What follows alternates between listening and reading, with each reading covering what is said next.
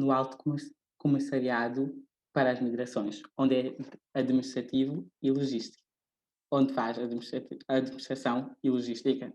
Muito obrigado por estar aqui conosco. Quer acrescentar alguma coisa?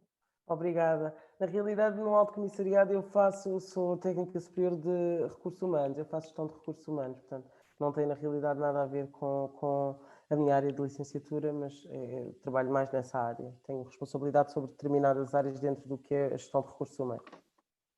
Mas é Ok. como aqui a nossa Ana Paula diz, o currículo é um detalhe. O nosso caminho dita um bocadinho mais do que o próprio currículo e é um bocadinho por aí. Mas obrigada pelo convite, agradeço desde já e obrigada a todos e a todas que despenderam do seu tempo para vir ouvir e participar desta sessão.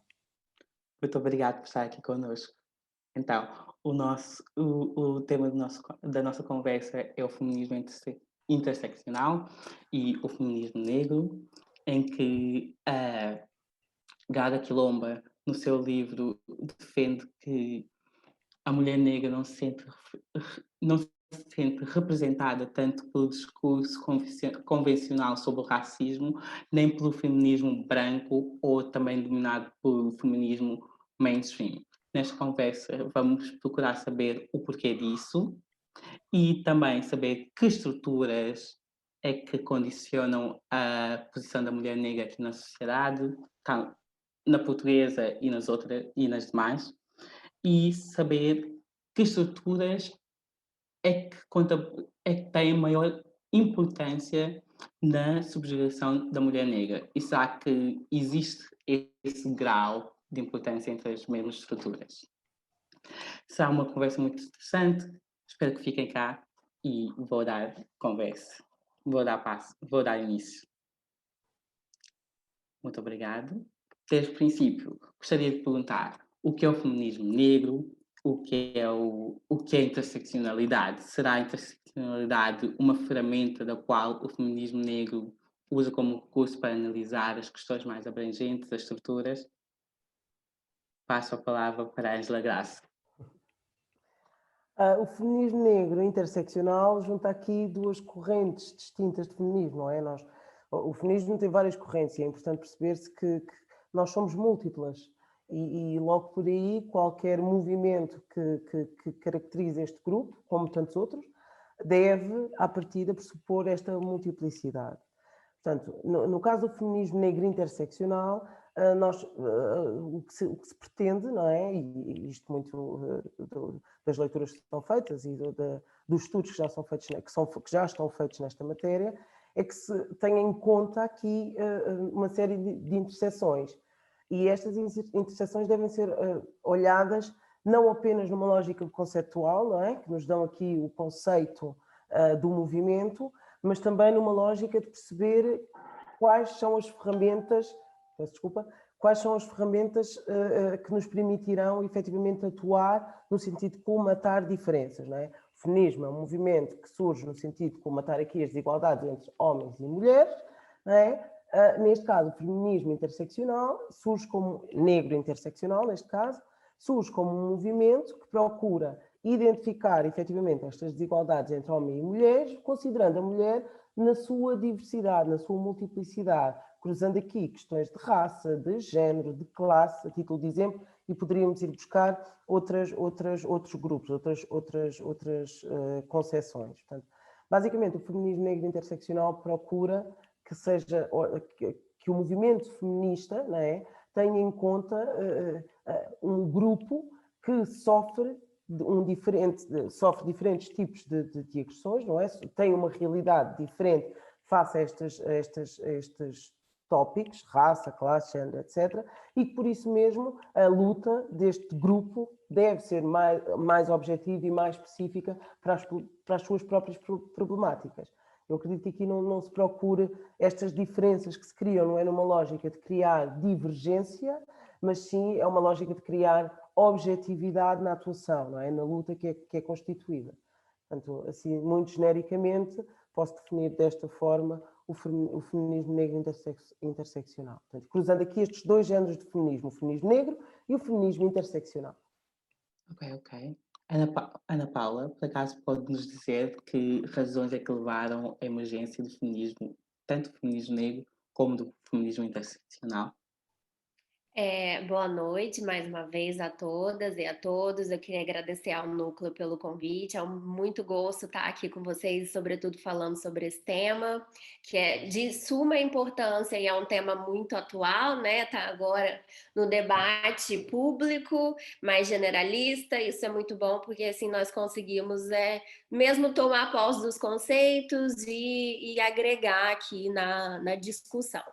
Mas o feminismo negro, ele surge para responder uma lacuna do movimento feminista, né? Se a gente for pensar aqui que é um movimento que começou com uma ideologia de libertação das mulheres, mas numa perspectiva de mulheres brancas, de classe média, de um espaço muito específico, né? Se a gente for pensar no feminismo norte-americano, por exemplo. E o feminismo negro, ele vem para responder essa lacuna. Tem um discurso muito famoso de uma ex-escravizada, que é a Trotsky, um discurso que ela fez e que ela pergunta: não sou eu uma mulher? Justamente para poder contrapor quem era essa mulher que o feminismo, o movimento feminista estava falando naquela altura. Porque se a gente for considerar que a nossa sociedade ela é repleta de desigualdades, e uma das desigualdades que o feminismo, aquele movimento, a primeira vaga do movimento feminista estava querendo trabalhar, estava querendo mitigar, era a desigualdade de gênero. Se a gente for pensar que a nossa sociedade é repleta dessas desigualdades, tem uma desigualdade que é muito importante ser falada, que é a desigualdade racial. Nós, quando definimos, né, o feminismo negro, tem uma questão que não pode ficar desprendida dessa definição, que são 3 conceitos, pelo menos, que é o conceito de patriarcado, né, que é o conceito de capitalismo, não é? E o conceito do colonialismo, que aí o colonialismo e todas as questões que envolveram a escravidão, a escravatura. Então, por exemplo, as mulheres negras que foram escravizadas e depois foram libertadas com o movimento, né, de direitos, incluindo-se dentro desse movimento feminista da primeira vaga, não se viam reconhecidas. E aí surgiu uma necessidade de criar um movimento, não só um movimento social, mas um movimento político, um movimento também que fosse de cunho de pensamento, né, de ideologia, que considerasse as diferentes mulheres e que considerasse as diferentes opressões. Pelo menos a opressão de gênero, né, o fato de ser mulher, a opressão de raça, o fato de estar numa raça, no caso, as mulheres negras, que foram subalternizadas e que foram oprimidas, e também aqui uma questão de classe, pensando que a primeira vaga do feminismo também era de mulheres brancas de classe média, e não pode ficar desprendida. Caminhando muito um pouco aqui na história, a questão da interseccionalidade, ela surge dentro do movimento negro de uma forma geral, não surge nem no feminismo. Ela surge dentro do movimento negro por direitos civis nos Estados Unidos, só que ela só foi ser cunhada muito mais lá na frente com a Crenshaw, que é uma advogada norte-americana, e foi cunhar esse termo para falar sobre justiça. E aqui tem a atenção que a gente fala de feminismo interseccional, mas a interseccionalidade ela é uma ferramenta analítica. Ela é muito.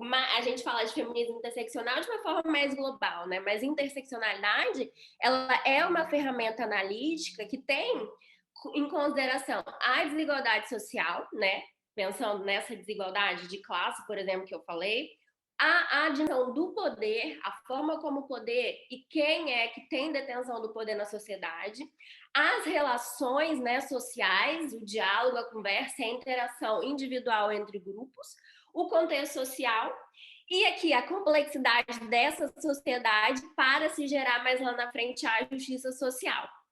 E aí tem aqui uma grande questão da interseccionalidade, que a gente fala mesmo que se intersecciona, tanto quando a gente vai ver o símbolo, é um Czinho ao contrário, assim. Porque a gente está falando de identidades sociais. E aí, identidades sociais é tudo aquilo que o indivíduo é enquanto indivíduo, mesmo enquanto pessoa, e tudo aquilo que o indivíduo é enquanto coletividade. E a gente não tem como separar isso.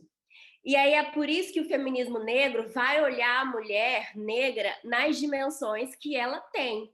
Ela tem o fato de ser mulher, né, uma dimensão, e ela não deixa de ser mulher. ela é negra, a cor da pele é o marcador social, ela não tem como tirar essa cor, não tem como, né, subtrair. Ela é de uma localidade específica, pertence a uma classe específica. Então, a interseccionalidade vem nos ajudar a pensar nas várias formas que essas identidades e tudo aquilo que eu falei se relaciona para gerar a desigualdade social, a injustiça social, né? E ele surge mais ou menos nessa altura, né? E com esse objetivo de se pensar a justiça, de se pensar a igualdade. E eu definiria basicamente nessa linha. Muito obrigado. Tá, deram respostas muito interessantes. E por que é que a mulher negra não se revê no discurso do feminismo branco, como apontou aí? E também queria que deixasse bem explícito o porquê de não a interseccionalidade não ser essa adição de camadas e sim essa interconexão. Ana Eu, hein? Paula? Sim, sim, sim. Começar pelo último, né? Por que que é uma intersecção e não uma adição? Justamente porque nós não conseguimos retirar aquilo que a pessoa é. Você, por exemplo, não consegue deixar de ser o Joelson, que veio de um determinado lugar, que tem, vamos pensar assim, né? Que tem uma história e que tem marcadores sociais que são muito específicos, né? E não conseguimos retirar. Tudo aquilo que a pessoa é, ela é na integridade. Você não consegue deixar de ser o Joelson, que é estudante de relações internacionais, que veio, que tem uma cor de pele tal, que é do gênero X, que é da classe social X. Você não consegue. Isso são identidades que você não se desassocia, né? Faz parte de você. Nós não temos como eliminar, não tem como subtrair. Por isso que são várias interseções de tudo aquilo que o indivíduo é. E depois, as mulheres negras não se reconheciam e até hoje não se reconhecem no feminismo branco por vários motivos. E um deles, né, o principal, é essa questão do racismo estrutural, né? Se a gente for pensar que a nossa sociedade, como eu já falei, ela é recortada, ela foi pautada e foi construída em cima de 3 modelos de opressões, pelo menos: o patriarcado, o capitalismo e o racismo. Então, o movimento que surgiu, a primeira vaga do feminismo, ele também era coberto, ele também era influenciado por essas estruturas. E aí, como é que você faz um movimento feminista, né, naquela época, que não considera as opressões de raça? Como é que você inclui a mulher negra dentro desse movimento? Se mulheres brancas também discriminam, né? A questão do racismo é a questão da branquitude também, e sobretudo, né? Então, as mulheres negras, no primeiro momento, não reconheciam-se dentro do movimento feminista da primeira vaga, e por isso a necessidade de criar um movimento para pensar nas opressões que elas sofriam por serem mulheres negras e por serem mulheres pobres. Por isso que surgiu a necessidade de criar um movimento para pensar na coletividade e mais na questão do que era comum entre as mulheres negras e não era considerado dentro do feminismo da primeira vaga, que era o feminismo branco, basicamente. Muito obrigado. Acho que tivemos um problema com a Ângela Graça. Ela enviou-me uma mensagem a dizer que teve problemas técnicos. Acho que, por enquanto, vamos continuar com a Ana Paula. Pode ser? Ok. E quanto a isso, qual é a importância das experiências vividas para a compreensão do coletivo, como mencionou anteriormente? As experiências vividas, as histórias de vida, né, e aquilo que, sobretudo, aqui a gente está falando de feminismo, então, sobretudo, que as mulheres vivenciam, é muito importante para entendermos como essas estruturas, né, afetam o dia a dia das mulheres. E aí a gente está falando de várias questões. A gente está falando, por exemplo, da dificuldade de se inserir no mercado de trabalho, na dificuldade de se inserir no mercado de trabalho e se inserir no mercado de trabalho com igualdade de oportunidades, por exemplo. E aí nós estamos falando da dificuldade. Peraí, gente, que eu tenho um gato bebê e ele sempre atrapalha todas as minhas lives. Desculpa. É muito lindo, não se preocupe. Né, meu filho? Você atrapalha tudo. E aí, outra questão, como influencia no dia a dia das mulheres para poder conciliar a vida familiar e o trabalho, na igualdade. E aí tem uma outra questão que é muito importante, a gente fala do lugar social. Todo mundo ocupa na sociedade um lugar social. Só que aí, por conta dessas estruturas que eu já falei, por conta do capitalismo, por conta do patriarcado, por conta do racismo, existem pessoas, nomeadamente as mulheres, as pessoas negras e as pessoas pobres, têm lugares muito bem determinados dentro da sociedade. E esse sistema não permitia que essas pessoas se movimentassem dentro dessa estrutura, porque se você nasceu negro, você tem que ocupar esse espaço. Se você nasceu mulher, você tem que ocupar esse espaço, que antigamente era espaço doméstico da casa. Se você nasceu pobre, você não pode ir para a universidade, por exemplo. Exemplos aqui. E aí, entender as experiências e as histórias de vida é muito importante para a gente perceber como a estrutura de fato afeta a vida das pessoas. E aí a gente vai entender que afeta muito, né? E é por isso que a gente faz discussões, por isso que a gente faz políticas públicas para poder tentar corrigir esses desvios.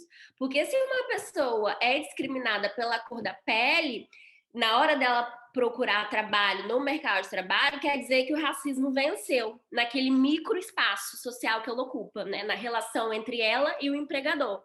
Se uma mulher é discriminada na hora de encontrar uma vaga no mercado de trabalho porque perguntam se ela está em idade fértil, aí o patriarcado e o machismo venceu, porque ela está ali no dia a dia dela sendo discriminada. Se uma pessoa pobre é impedida de ter ensino superior, o capitalismo e as relações de opressão entre as classes venceram. E aí a interseccionalidade tenta, voltando, né, para o conceito, tenta entender tudo isso junto, né? Porque eu posso ser negra, eu posso ser mulher e eu posso ser pobre ao mesmo tempo, né? E aí como é que a gente entende essas experiências? Como é que essas experiências nos dizem sobre a sociedade que a gente está construindo? Então é basicamente isso. Indo por aí, nessa amálgama de estruturas, como é que elas se coadunam, por assim dizer?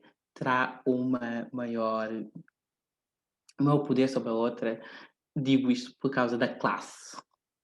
Temos visto muitas pessoas de esquerda a criticar o discurso fortemente caracterizado de identitarismo, discurso identitário, quando se fala da opressão da mulher negra, da opressão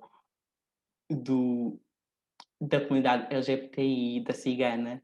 E queria perguntar, será que devemos pensar que há uma estrutura superior às outras que leva a que toda a gente seja oprimida ou não? É muito interessante essa pergunta, porque isso tudo vai depender também do tipo de corrente teórica que a gente quer assumir como que faz sentido, não é? Mas existem correntes teóricas que vão dizer, e a corrente teórica que eu sigo mais, que há uma falsa oposição entre democracia e identitarismo, e pautas identitárias, vamos dizer assim. Muito pelo contrário. O fato de haver questões que pensam identidades e grupos e pautas identitárias é muito bom para a democracia, porque assim a gente promove a diversidade e, de fato, promove a democracia, né? E muitas vezes tenta-se colocar... Isso é uma questão do liberalismo, posso falar, mas lá na frente depois, porque a partir de um dado momento a gente vai pensar, e tem um autor que fala muito sobre isso, que é o John Rawls, você já deve ter visto na Relações Internacionais, mas ele é da teoria de justiça. Ele vai falar do véu da ignorância, né? Que a gente põe um véu da ignorância em todo mundo e aí a gente vai decidir sem saber a posição que a gente ocupa na sociedade. Aí a gente vai fazer leis e a gente vai construir esse modelo de sociedade. Só que a gente não sabe a posição que a gente ocupa, né? Só que isso é um modelo teórico, isso é um modelo hipotético. A sociedade não funciona assim. As pessoas já nascem posicionadas e já sabem o lugar social que elas ocupam. E aí se pensou que há uma neutralidade, que todos somos iguais e que não há diversidade, né? Só que a igualdade, essa igualdade do liberalismo, é uma igualdade discriminatória, é uma falsa igualdade, porque as pessoas não estão em pé de igualdade. Se há desigualdade de todas as camadas da nossa sociedade, a gente não parte do mesmo lugar, né? Se há, de um dado momento, uma estrutura que diz que as mulheres são inferiores, que diz que as mulheres negras são inferiores, que as pessoas pobres são inferiores, a gente não tá igual. E aí criou-se uma falsa contradição entre democracia e pautas identitárias, que elas não se dialogam, o que para mim é uma falácia. Mas aí, eu já esqueci qual era a sua pergunta, desculpa, entrei nessa do... Não, estava aí muito bem. Estava a perguntar quais são... Se existe uma estrutura que oprime mais do que outras. E pronto, e isso tudo era para falar que, do meu ponto de vista, e não só do meu ponto de vista, a gente já tem alguns estudos que comprovam isso, na verdade, não existe nenhuma estrutura que seja maior que a outra. Existem estruturas que se complementam e que servem para sustentar umas às outras. Por exemplo, só existe capitalismo porque existe racismo. E só existe racismo porque existe capitalismo. Só existe desigualdade de gênero porque existe capitalismo. Só existe capitalismo, sabe? Porque existe desigualdade de gênero. E só existe desigualdade de raça porque existe a desigualdade de gênero também. Então a gente forma um circuito de desigualdades onde esses sistemas eles são interdependentes. Para tudo funcionar, um precisa funcionar muito bem. Se o racismo acaba, o capitalismo também vai acabar. Se o capitalismo acaba, o racismo vai acabar? Não sei. Acho que não. Acho que tem que acabar o racismo primeiro. Mas esses sistemas, eles se dialogam no sentido de fazer uma sinergia entre outros para tudo funcionar muito bem. Porque é aquela questão do lugar social. Aí a gente consegue delimitar muito bem quem é que vai ocupar qual espaço. E aí essa sociedade que é desigual, ela vai continuar promovendo desigualdades e aí a gente vai conseguir criar alguns espaços de políticas igualitárias e alguns espaços onde a gente consegue promover menos desigualdade. Mas o sistema, a estrutura, ela está funcionando. A gente não acabou com o racismo, por exemplo. A estrutura, o racismo, a gente não acabou. A gente não acabou com o capitalismo. Então, esses sistemas, eles se alimentam entre si. Muito obrigado. Ângela, por acaso gostarias de dar o teu ponto de vista nisso? Se existe uma... Eu lamento, mas eu tive problemas técnicos e tive fora. Algumas pessoas eventualmente devem ter reparado, principalmente a pessoa que me aceitou por 2 vezes. Portanto, não ouvi as intervenções da Ana Paula, só posso corroborar esta parte mais final em que ela fala aqui da ligação e portanto, do funcionamento interligado destes vários sistemas opressivos e que existem de forma complementar, mas de facto não ouvi muito mais, nem ouvi a pergunta porque não estava. Infelizmente tive aqui alguns problemas, tive que reiniciar o computador, literalmente. Então, a pergunta era se existe alguma estrutura, a classe, género, raça, sexualidade ou habilidade que seja mais opressora do que as outras, que tenha um maior impacto na marginalização do indivíduo. Não, de maneira nenhuma. Repetindo, não é um bocadinho o que a Paula disse aqui de forma tão completa. Não, eles sobrevivem de forma interligada, portanto, eles alimentam-se na sua continuidade de forma interligada. Nós não conseguimos pensar num sistema opressivo sem pensar num sistema capitalista, sem pensar num sistema em que as desigualdades de género têm aqui longo espaço, num sistema onde um patriarcal, portanto, que é onde nós ainda nos encontramos, infelizmente. Portanto, há aqui toda uma ligação que alimenta a continuidade desta estrutura altamente discriminatória nas suas várias vertentes. Portanto, não vou repetir o que a Paula disse, não faz muito sentido. Venho só corroborar e eventualmente contribuir dessa forma. Muito obrigado. E já agora, queria saber qual é o perfil da mulher negra em Portugal e quais são os seus maiores entraves. Tá, como pode dizer?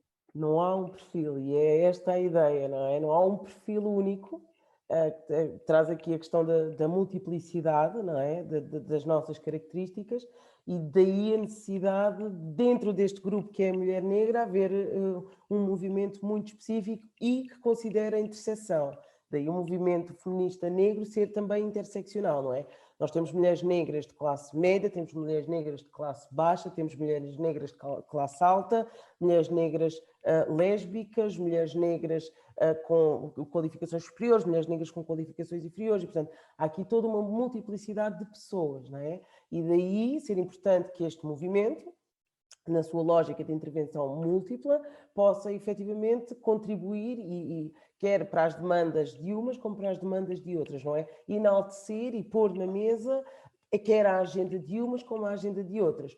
O que é certo é que distinguem-se aqui dois grupos distintos, que é o feminismo branco, que na sua gênese e na sua continuidade atua muito direcionado para as necessidades, para os desafios da mulher branca, nas suas iguais multiplicidades, e o feminismo negro interseccional procura então, dentro do que são os vários perfis, as várias características, os vários desafios da mulher negra, criar uma resposta, analisar necessidades, expor problemáticas e construir uma resposta. Portanto, não há um perfil único. E o resto da tua pergunta era, desculpa?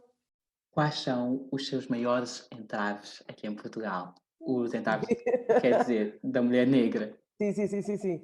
São os mais variados, porque é como eu te digo, considerando estas várias mulheres negras que te falei, portanto, temos desde a questão em termos académicos, que isso a Paula há de falar muito mais, de forma muito mais completa, e até é importante ela partilhar isto, porque o mundo dela é muito mais académico, em termos do mercado de trabalho, não é? Nós somos conotadas como cidadãs, pessoas que nesta sociedade estão cingidas a determinados lugares, nomeadamente o trabalho doméstico, o trabalho em cozinhas de restaurante, portanto, trabalhos muito mais subalternizados e muito menos visíveis, porque no restaurante a mulher negra se calhar não é colocada a servir às mesas, é colocada na cozinha do restaurante, não é? O trabalho doméstico é um trabalho entre quatro paredes, num espaço muito específico, ou então nas instituições, nas empresas, que é feito num horário em que ninguém está. Portanto, tendencialmente há aqui este problema de subjugar a mulher negra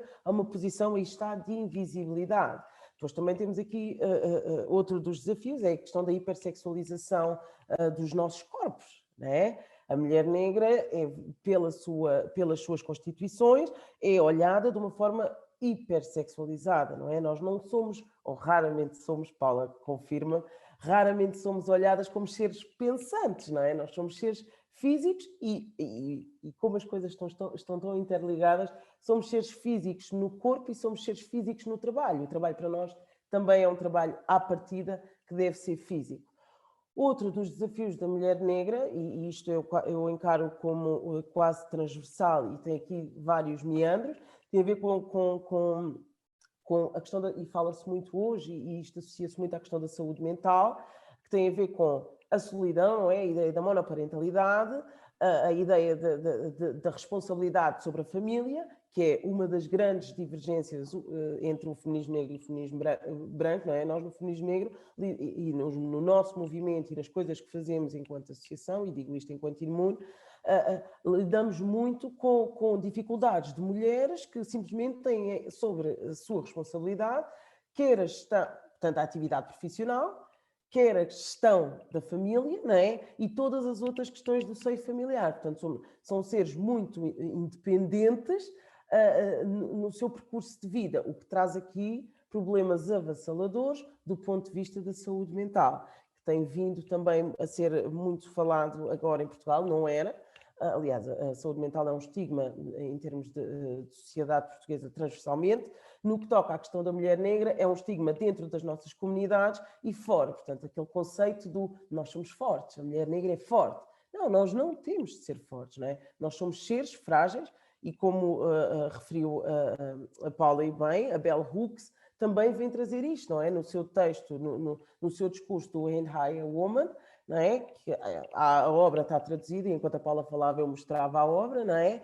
Ela exatamente vem trazer isto, não é? Não somos também nós mulheres com as mesmas fragilidades, com as mesmas debilidades, com as mesmas dificuldades e outras tantas diferentes. Portanto, os nossos desafios são vários e diversos, de facto, quer na academia, como na educação, como na questão da família, como no mercado de trabalho, não é? Como na questão do corpo e da sexualidade. Portanto, a mulher negra tem vários desafios profundíssimos e que, aí está, são vividos por sermos exatamente mulheres, mas também por sermos mulheres negras, não é? E muito também por estarmos ainda em grande escala na sociedade portuguesa, relegadas a um lugar de maior fragilidade do ponto de vista socioeconómico, não é? Portanto, um bocadinho por aí. Muito obrigado. Ana Paula, será que gostaria de dar o seu entender sobre a academia? Quais foram os seus maiores entraves? Assim, é muito complexo falar da academia portuguesa, assim, de uma forma geral, né? Porque depois os contextos são bastante particulares. O que eu posso falar é de uma visão de como as mulheres negras e como as pessoas negras elas são colocadas nesses espaços, né? Se a gente for pensar, gente, é muito recente que, por exemplo, as pessoas negras, de uma forma geral, não vou nem falar das mulheres para já, conseguiram ter possibilidade de fazer ensino superior, por exemplo, por várias questões. Primeiro, começando que elas não podiam, não tinham o direito de. Depois, conseguindo o direito de, não tinham possibilidade. Como é que você paga, né? Como é que você tem tempo? Você precisa trabalhar. Como é que você trabalha e estuda? Você tem filho? Com que você deixa seu filho para poder ir trabalhar? Abriu-se um espaço para participar, para poder ir para o ensino, mas depois não se criou essa possibilidade, já pensando num cenário de desigualdade, que as pessoas negras foram empurradas para situações de pobreza, né? Não era nem questão de não ter possibilidade porque não trabalhava e tá aqui utilizando e quer utilizar, né, o discurso hoje da extrema-direita de subsídio de benefício. Muito pelo contrário, as pessoas são extremamente trabalhadoras e só não alcançam outros lugares porque historicamente foram colocadas em situações de subalternidade.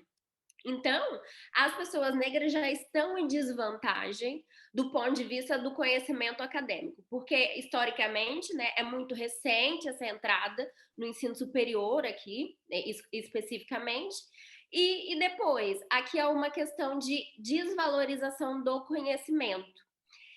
Aí é uma questão do racismo e do machismo, no caso das mulheres negras também, né? Porque pensando como mulher, todo mundo acha, até hoje ainda tem gente que acha que mulher é tola, que mulher é burra, existe esse estereótipo, né? E que a mulher deveria ocupar-se apenas das atividades domésticas e do cuidado dos filhos e da casa.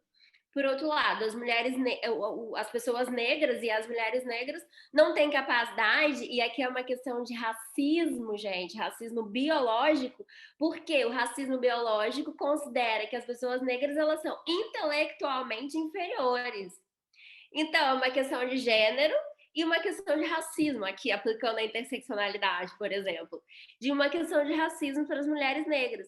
E aí, quando nós vamos para esse espaço acadêmico, há já um cenário de constante invalidação e desvalorização do conhecimento, e tudo fica muito difícil. Né? Porque quem é você, primeiro mulher, depois mulher negra, que está querendo escrever um artigo?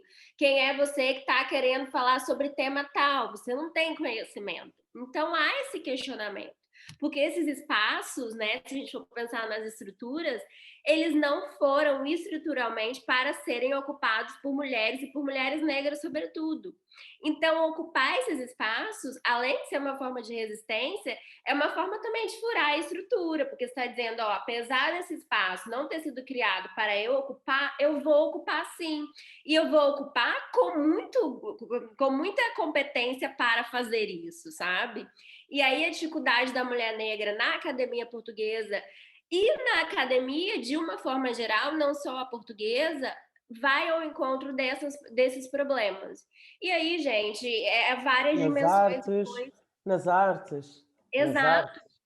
O lugar da Várias mulher negra dimensões. nas artes é de facto ainda muito, muito condicionado. Várias dimensões que são do ponto de vista relacional. E quantas pessoas ainda, mulheres negras, não sofrem piadinhas por conta de características, né, físicas, por causa do cabelo, por causa do nariz, por causa do corpo, ou são sexualizadas, como a Ângela falou. Quantas mulheres, e aqui eu falo de mulheres, por exemplo, negras e imigrantes, que sofrem preconceito linguístico na faculdade, porque não falam português de Portugal, por exemplo. Aí o professor não deixa escrever em português de Portugal, tem que escrever em português do Brasil, por exemplo, ou em outra variante dos PALOPs, e aí tem que escrever ou em português de Portugal ou em inglês. Quantas pessoas não sofrem preconceito porque querem investigar, né, algum objeto de pesquisa e esse objeto de pesquisa é colocado como menor, como não vai estudar, não tem nada a ver estudar. Isso são relatos, por exemplo, que faz parte de uma plataforma, né, de mulheres imigrantes constantes, né? As mulheres imigrantes aqui em Portugal, sobretudo do Brasil, que é o que eu tenho mais conhecimento nesse momento, sofrem extremos preconceitos na academia, considerando as relações interpessoais e na produção do conhecimento também. Então, é difícil, porque esse espaço não foi socialmente colocado para nós ocuparmos. E, se nós vamos ocupar, encontramos extrema resistência, porque ainda não conseguimos combater a desigualdade racial, a desigualdade de gênero que a gente ainda tem na nossa sociedade. Há toda uma projeção ao nível do imaginário, não é? Como a Paula diz, há a mulher negra e depois aí vemos o quão enraizado este preconceito, este racismo, este preconceito de género está, que há uma vedação natural à nossa imagem, não é? É mulher, é negra, não vai servir, não vai dar, o lugar dela não é aqui. E isto é dito e é verbalizado. E eu, tal como a Paula tem certamente vários relatos na condição das mulheres imigrantes brasileiras, isto é uma realidade permanente e constante que nos vai chegando de mulheres negras nascidas em Portugal, de mulheres negras imigrantes, portanto, é transversal na sua multiplicidade. Portanto, há aqui, de facto, uma série de desafios que todas nós, não é? Nos nossos vários grupos, nas nossas várias plataformas, tentamos diariamente, quase, numa lógica individual e de atuação mais em grupo, tentamos colmatar. Ok, muito obrigado. E queria perguntar, como é que a imaginação da mulher negra e a construção de ideais como Jezebel e Mammy, se esse imaginário ainda persiste, disseram que persiste. Queria que descurassem mais sobre isso, que nos esclarecessem melhor. Como é que se tem sofrido, como é que se aconteceu convosco e das vossas experiências, a Ana Paula como voluntária na Casa do Brasil e Ângela como presidente da Imune. Bem, eu se calhar, esta estereotipização, portanto, eu vou trazer um exemplo que acho que todos conhecemos, não é? E a situação da Cláudia Simões. Recordam-se da senhora negra que foi violentamente espancada por um agente da autoridade, por supostamente a filha, que nem sequer era obrigatória, não transportar o título de transporte dela. Portanto, aquilo deu toda uma azáfama e terminou numa situação perversa de violência. E eu lembro-me de ver e ler sobre o assunto, não é? E depois de ter falado com a pessoa, porque estivemos algumas vezes com a pessoa e ainda falo com a pessoa, vou tentando saber das coisas. Mas, de facto, as coisas que li em crítica à imagem daquela mulher, não é? Como uma mulher forte, uma mulher que resistiu, efetivamente, quando tinha de resistir, não é? Foi violentada do ponto de vista do discurso e do ponto de vista físico, e eu resistiria exatamente da mesma forma, muito mais quando se trata da proteção dos nossos filhos, não é? E, portanto, a forma como ela foi pintada, não é? Na comunicação social, nos comentários nas redes sociais, nos jornais, era quase ela era o demónio, não é? Porque como é que alguém resiste assim a uma força da autoridade, não é? Como é que alguém luta desta forma contra uma apreensão? Uma apreensão toda ela injusta, uma força toda ela aplicada injustamente, e certamente que injustamente, e as pessoas que lá estiveram e depois em conversa com a própria pessoa, percebeu-se claramente que houve ali um exagero no uso da força. E, portanto, a forma como nós, enquanto mulheres negras, continuamos a ser desenhadas no mosaico humano da sociedade portuguesa é de facto assustador. E a Paula há pouco falou da questão do cabelo, portanto, da violência que nós sofremos pela nossa imagem, não é? A questão do cabelo, não é? A questão do corpo, não é verdade? E até mesmo a questão da linguagem, como ela dizia, e no meu caso o discurso é inverso, tu falas português muito bem, não é? És uma preta diferente. Não é? Isto é violentíssimo do ponto de vista emocional. O que é eu sou uma preta diferente? Então, qual é a ideia, qual é o imaginário destas pessoas em relação ao que é ser mulher negra, não é? Como é que então supostamente nós deveríamos falar, ou eu deveria falar, não é? Há toda uma imagem que é criada e que é mantida por várias redes, não é? A comunicação social, o comum mortal na conversa de café, os discursos populistas políticos e que são permitidos ainda num parlamento de um país que se diz democrático e respeitador das liberdades, direitos e garantias de cada um de nós. Portanto, há todo um percurso de construção da nossa identidade que é feita, ou pelo menos tentam fazer e tem sido feita. Nós agora viemos um bocadinho para tentar, temos vindo a tentar desconstruir isto, mas há todo um percurso de construção da nossa identidade por terceiros. E que é uma identidade que nos caracteriza como violentas, como força bruta, como fenotipamente feias, não é? Portanto, há aqui uma série de características que são imputadas e são inscritas no imaginário social da sociedade, não é?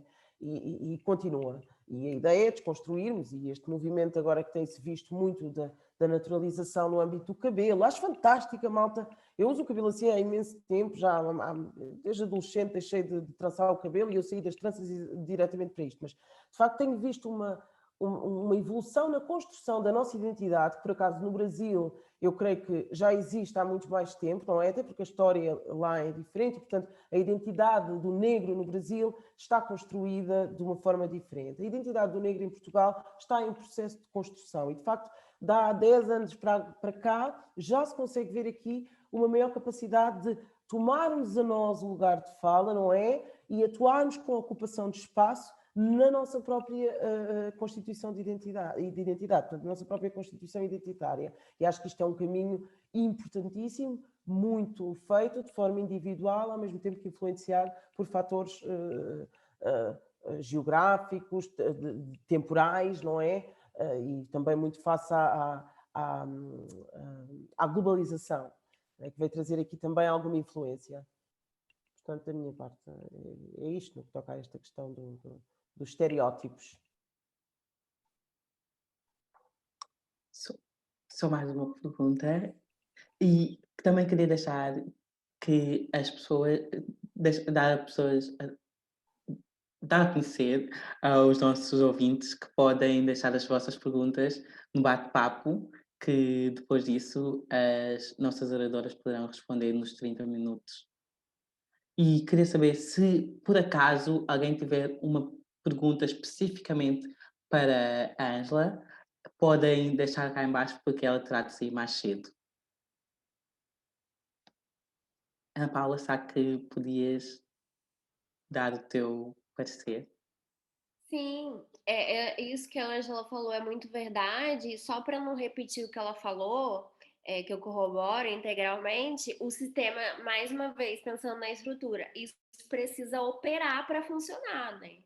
Então, como é que isso funciona? Você cria estereótipo para as pessoas negras, né, de uma forma geral, porque você cria uma repulsão social para aquelas pessoas e aí você vai começar a direcioná-las para o espaço que você disse que elas devem ocupar.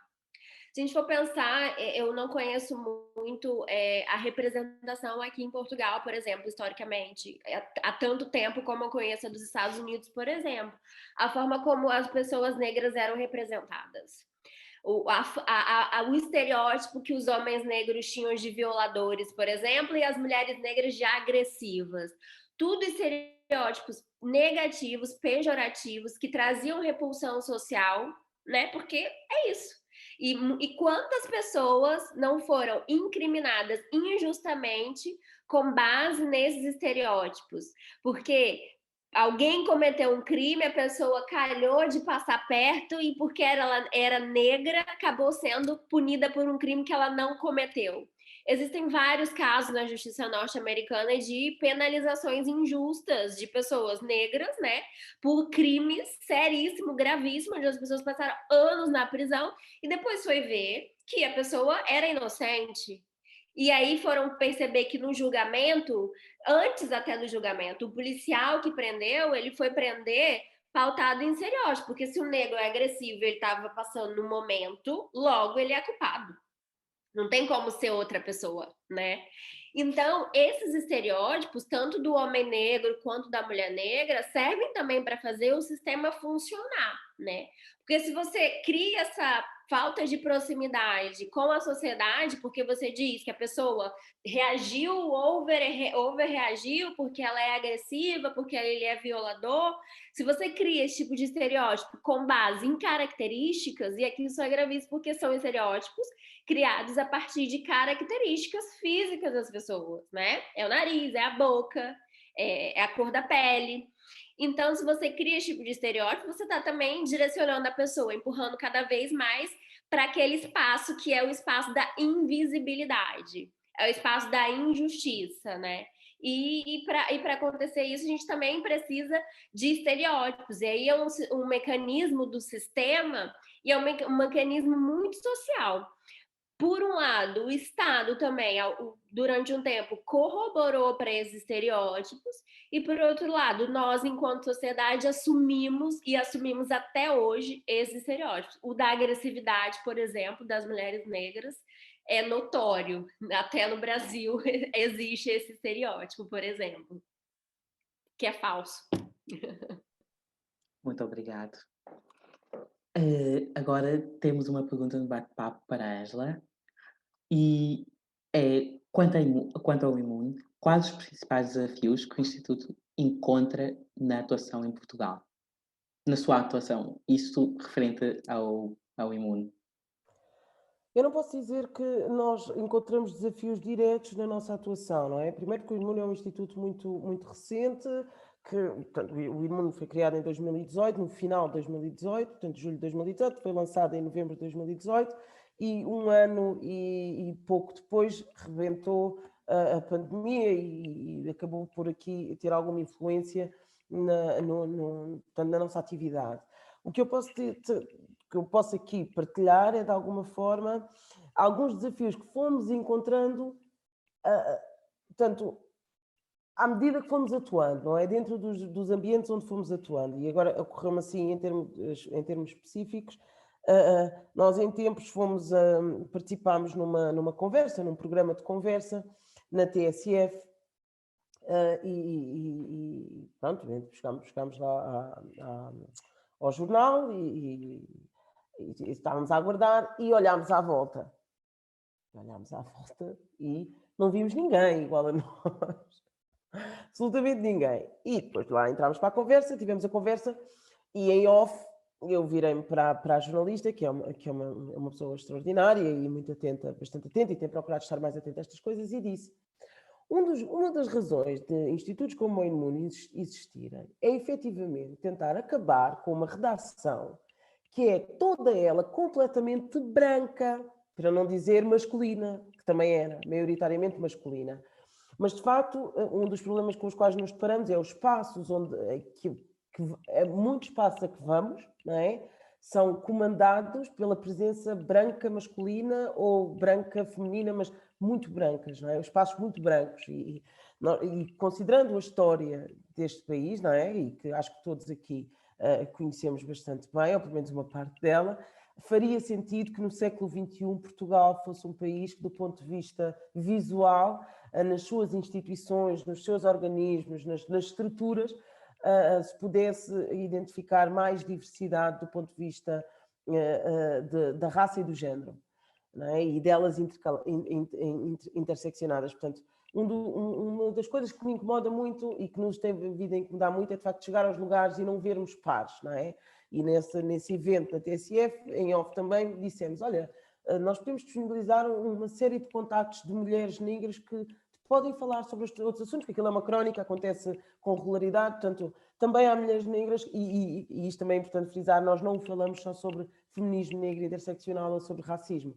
Há mulheres negras e há negros capacitados a dissertar, a falar sobre uma série de assuntos. Portanto, este é um dos desafios. Obviamente que outro dos desafios que vamos encontrando é exatamente esta condição subalternizada e precária que a mulher negra, maioritariamente representada na sociedade portuguesa, principalmente as mais velhas, se encontra, não é? Trabalhos precários, fortes responsabilidades em termos familiares, a monoparentalidade e etc. E isto tem sido também um desafio do ponto de vista da nossa atuação, no sentido não só de chegar a estas pessoas, mas também de poder efetivamente contribuir e trazer as demandas destas pessoas para os espaços que já ocupamos, os lugares de fala que já ocupamos, não é? A guetização, que é uma realidade destes grupos e que nos tem, que preocupa-nos a nós e a muitos outros movimentos dentro do que é o movimento negro, não é? Portanto, o apartheid humano que é característico da urbanização social neste país, os bairros sociais, são enfiados em sítios bem longe da vista, dos olhos e do coração de toda a gente, para que ninguém se aperceba do apartheid que ainda temos alocado à nossa ornamentação do território.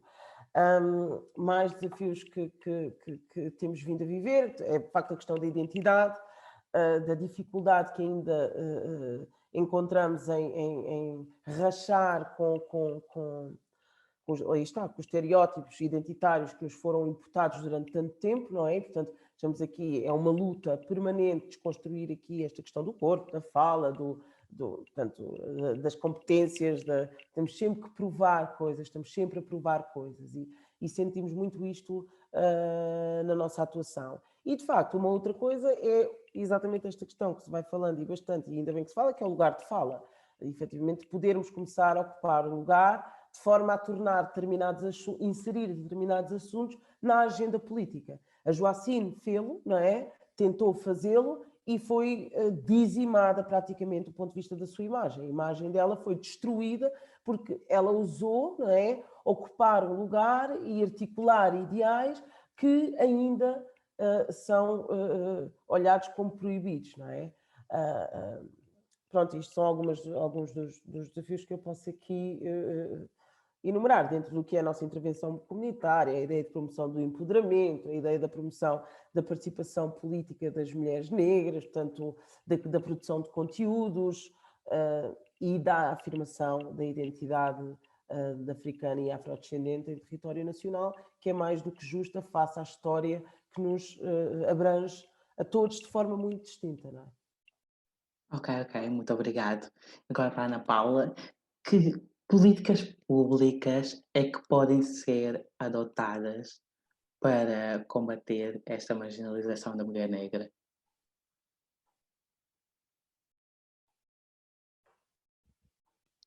Peço desculpa, Ana Paula tem o microfone em off.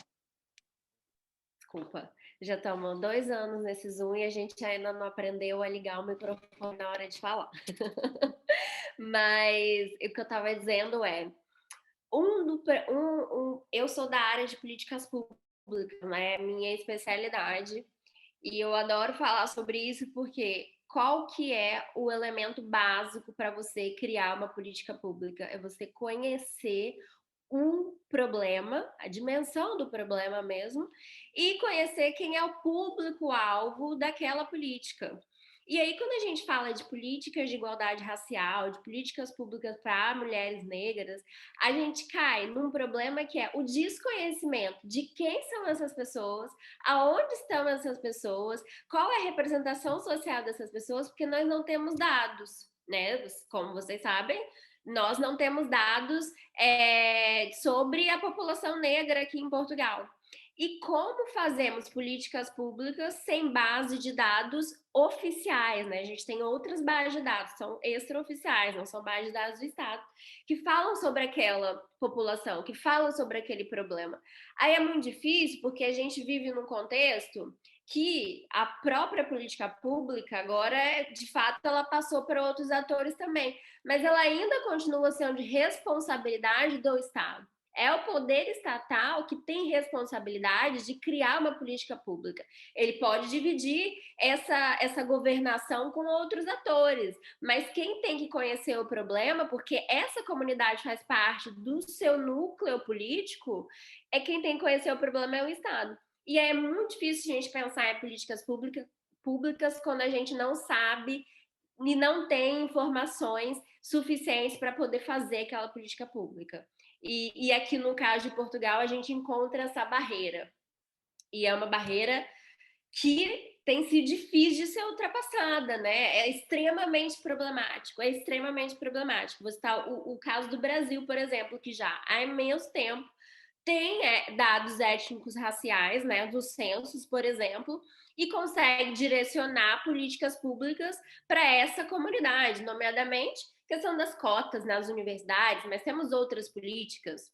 E aí, depois há uma outra questão que a Ângela falou um pouco da imagem, que, que também está relacionada à política pública, que é a questão do agendamento do problema. É quando o problema vai para a esfera pública. Só que a gente tem percebido que isso não tem sido muito bem recebido aqui em Portugal, né? Se a gente for ver quem são os líderes, quem são as personalidades que têm falado e como é que isso tem sido recebido pela população de uma forma geral, é de extrema agressividade. E a gente vê movimentos de extrema-direita crescendo, a gente vê discurso de ódio nas redes sociais e também fora das redes sociais, a gente vê manifestação. Então, com essa tentativa de agendamento do problema, a gente percebe que a sociedade portuguesa, de uma forma geral, ainda está numa discussão muito elementar do que é o racismo, né? Do que é a questão racial. Ainda se discute se racismo existe ou não em Portugal, por exemplo. Se Portugal é racista ou não. E se a gente fala que é racista, está generalizando. Porque, de fato, existe um desconhecimento geral do senso comum do que são as questões raciais. E aí, desse ponto de vista, também fica difícil fazer políticas públicas, porque depois o que é na sociedade é refletido no pensamento das pessoas que estão no governo. Isso é um fato. E depois o governo tem que prestar contas, né? O governo tem eleição. Então, esse pensamento da sociedade um pouco também direciona a forma como o governo vai criar essas políticas. E eu penso que, para finalizar, primeiro nós temos que saber quem são as pessoas negras oficialmente, onde elas estão, o que elas fazem, tudo direitinho que pergunta no censo. Depois a gente tem que tentar fazer um agendamento desse problema de uma forma que as pessoas consigam entender e que saia fora do discurso de ódio e de mais promoção do racismo nas diversas esferas. E a gente pensa em políticas públicas que já estão a ser pensadas, inclusive, que de fato promova a igualdade, mas tem que ser políticas, do meu ponto de vista, efetivas, políticas pontuais. Eu quero cotas na universidade, então vamos fazer cotas na universidade.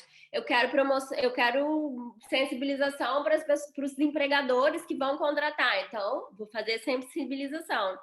Tem um plano agora do combate um plano nacional de combate ao racismo e discriminação racial que tem tentado, é uma iniciativa que de alguma forma tem tentado promover um discurso mais abrangente. Iniciativas como essa, por exemplo, são bem importantes para poder alargar essa discussão para todos, né? E eu espero que as pessoas participem. Sim, o plano está em discussão pública, portanto acho que está aberto a quem queira ler e de alguma forma contribuir enquanto cidadão para a sua construção. Está inserido aqui numa estratégia europeia de combate, até 2025, penso eu, de combate à discriminação, ao racismo, ao discurso do ódio, e portanto está na fase em que eles estão preparados para nos ouvir e ouvir as nossas anotações e as nossas demandas. Portanto, todos nós, enquanto pessoas interessadas, porque somos todos interessados nesta matéria, devemos tentar usar do nosso poder enquanto cidadãos e contribuir de alguma maneira, em grupos organizados ou de forma individualizada, mas de facto participar neste processo de construção, porque está-se de facto num processo de construção. Obrigado. A nossa colega Paula Gamês acabou de fazer uma pergunta muito pertinente quanto ao assunto e cito: Se os censos tivessem uma categorização racial, isso não poderia ser problemático por apontar um determinado problema a uma etnia e aumentar o preconceito? Mas todo mundo é branco, gente?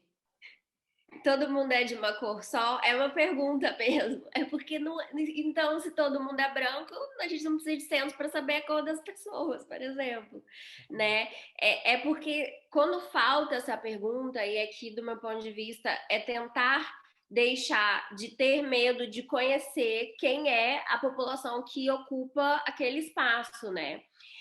Porque isso é diversidade, do meu ponto de vista. Isso é diversidade. Nós não somos iguais. E ter medo de fazer perguntas sobre quem nós somos não acaba com a discriminação, muito pelo contrário. E não acaba com os problemas, Exato. sejam eles quais forem, não é? Sim, É muito porque mais problemático do ponto de vista da negação ao diagnóstico.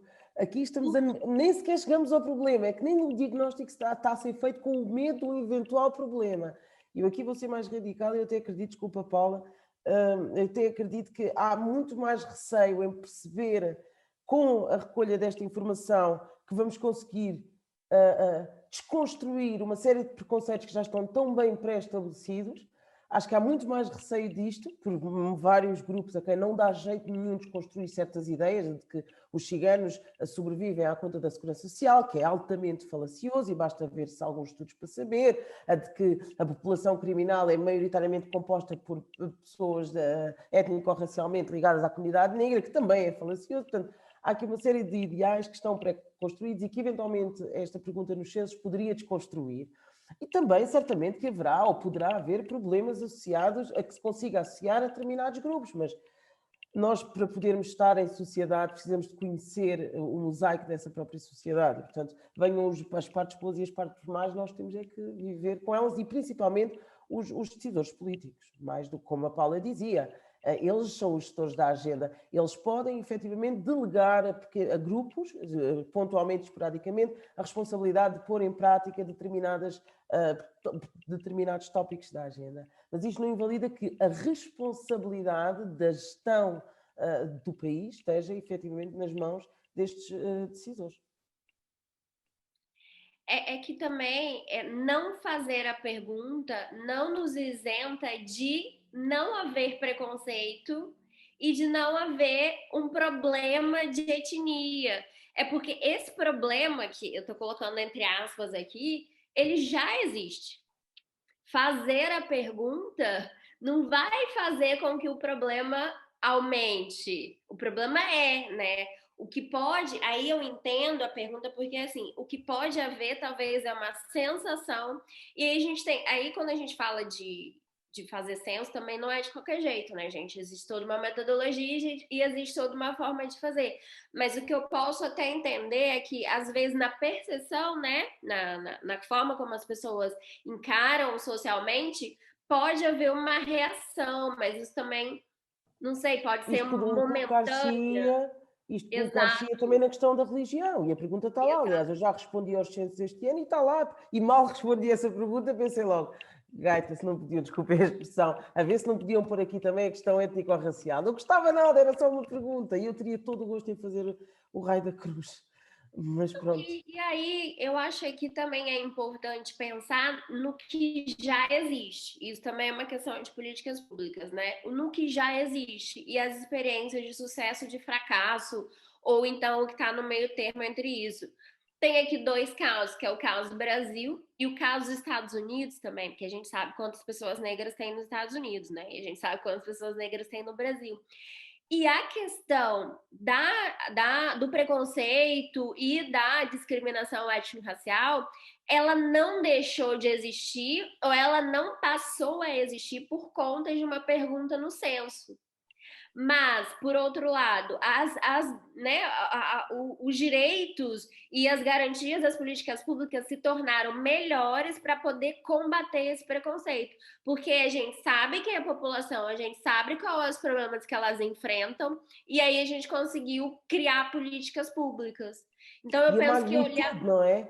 não só aquela população e os problemas que enfrentam, mas aquilo que me faz muita confusão é nós estamos a pensar numa estratégia nacional para combate a um problema cuja magnitude desconhecemos, não é? É tão básico como eu, se vou às compras, eu faço uma lista de comprantes para perceber o que é que me falta, não é? Para não chegar ao supermercado e comprar absolutamente tudo. Isto é um paralelismo péssimo, mas é um bocadinho para se perceber, é uma comparação péssima, mas não faz sentido, do ponto de vista, e Paula, tu que tens estudado a matéria, do ponto de vista da gestão política, da construção de política pública, bom, ainda bem que está a ser feita, atenção, não estou a dizer o contrário, de maneira nenhuma, aliás, eu fiz muita força para que acontecesse, mas faz muita espécie estarmos a intervir em problemas cujas magnitudes conhecemos completamente, não é?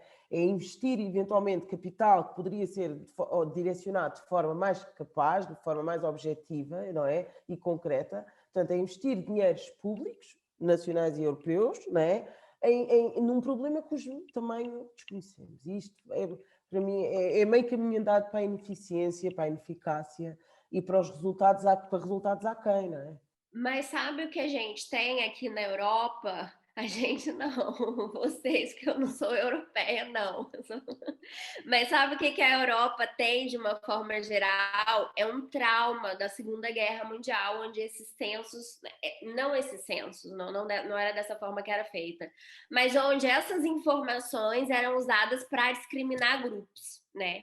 Tanto que a política do pós-guerra no que diz respeito às questões étnico-raciais, na Europa, tentam acabar com essa questão da raça, né? Para colocar tudo de uma forma homogênea e neutra, para a gente não fazer o quê? Para a gente não fazer outro holocausto na Europa, né? Mas, por exemplo, nós sabemos que desculpa interromper, sabemos que a polícia, as forças de segurança em Portugal, fazem mapeamentos internos, né? Quer dizer, a pergunta não é válida do ponto de vista nacional para a inclusão nos censos, mas nós sabemos que a polícia tem códigos e faz mapeamento, não é? De determinados territórios, considerando aqui a configuração étnico-racial destes territórios. Portanto, eles recebem um alerta para ir à Damaia ou para ir à Jamaica, eles acionam um código de intervenção, não é? Distinto do que se receberem um alerta para irem onde é que fica? Agora estava a falar o nome do sítio, mas onde fica ali o Belouro, o centro comercial ali em Cascais, há uma zona super fancy ali junto ao Belouro. E, portanto, há aqui é construído, a pergunta nos censos não existe, mas as instituições, de forma individualizada e dentro de si, fazem esse mapeamento, não é? Numa lógica discriminatória, percebes? E, portanto, para o fazerem desta forma, vale mais então ser feita uma coisa em termos nacionais e que permita ver, efetivamente, o lado bom da história e o lado mau da história. Ok. Muito obrigado. E só para deixar também, mais uma vez, que ainda podem colocar mais perguntas no bate-papo e iremos responder nos últimos 30 minutos. Ok.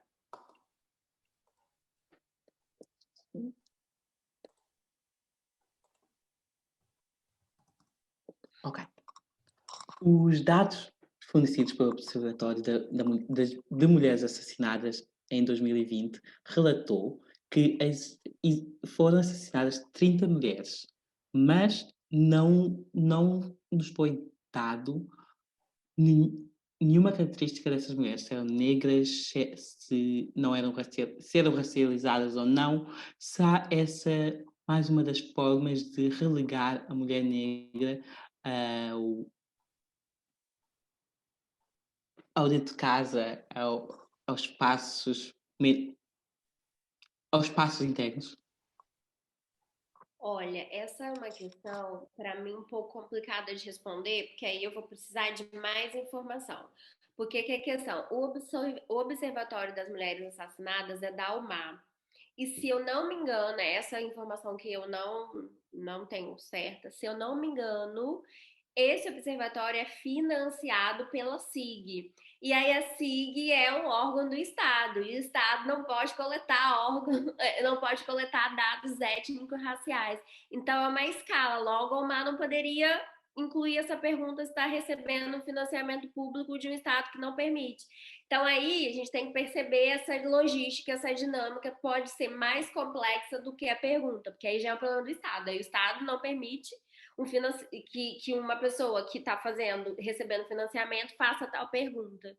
Me falta aqui elementos, eu não consigo responder essa pergunta sim ou não, se está invisibilizando ou não, ou se é uma questão de financiamento, de Estado, pode ser mais complexa. Ok. Então, será que esses dados iriam ajudar no combate ao feminicídio? Completamente. Completamente. A recolha de dados étnico-raciais é top priority. Like, é mesmo necessário. É mesmo necessário. Para nós que andamos no terreno, para nós que já falamos sobre isto há algum tempo, para nós que temos um bocadinho mais de noção relativamente às nossas problemáticas e à realidade das pessoas racializadas em Portugal, pessoas negras, pessoas ciganas, mulheres, homens, whatever, é crucial, fundamental que, de uma vez por todas, se passe a recolher dados concretos relativamente a estes grupos. Eu também acho que sim, porque aí a gente vai talvez conseguir entender a intenção, né? E por quê? Voltando para a interseccionalidade, né? As mulheres morrem pelo fato de serem mulheres, né? Por isso que existe femicídio. Mas aí, será que existe alguma outra variável que pode explicar um caso específico? E se a mulher for uma mulher imigrante?